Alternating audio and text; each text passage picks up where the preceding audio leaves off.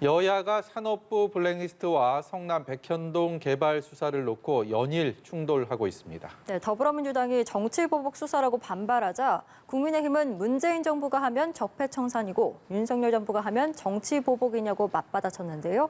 국회 취재기자 연결해서 자세한 내용 들어보겠습니다. 박초롱 기자. 네, 먼저 윤석열 대통령은 오늘 출근길 기자들과의 질의응답에서 이 정상적 사법 시스템을 정치 논쟁화하는 건 바람직하지 않다고 밝혔습니다. 민주당의 정치 보복이라는 비판에 대해선 그럼 민주당 정부 때는 과거 정권 수사를 안 했느냐고 반문했습니다. 국민의힘도 법과 원칙에 따라 수사하는 건 당연하다고 했습니다. 권성동 원내대표 발언 들어보시겠습니다. 자신들이 할 때는 적폐청산이고 윤석열 정부에서 하는 것은 정치 보복이라고 주장하는 것은 이해할 수가 없는 일이고요. 문재인 정부의 검찰이 3년, 4년 수사를 해야에도 불구하고 묵혀두었던 사건들을 수사를 하는 것이고. 네, 민주당은 산업부 블랙리스트 의혹과 이재명 의원 관련 수사를 기획된 정치 보복 수사로 규정했습니다. 두 수사가 동시에 진행되는 건 기획으로밖에 볼 수 없다면서 다음 주 월요일쯤 당 차원의 대응기구를 세우겠다고 밝혔습니다. 이와 함께 문재인 정부에서 임명된 전현희 권익위원장과 한상혁 방송통신위원장에 대한 사퇴 압박은 명백한 직권 남용이라고 주장했습니다. 박홍근 원내대표 발언 들어보시죠. 야권에 적용하는 것과 같은 논리이면 정부 여당에 대해서도 검찰이 즉각 영장 청구하고 압수수색에 나서십시오. 야당 탄압용 사정정국, 공명전환용 공안정국 부활을 자시할 수 없습니다. 네, 여야가 이 내로남불잣대로 서로를 비판하고 있는 겁니다.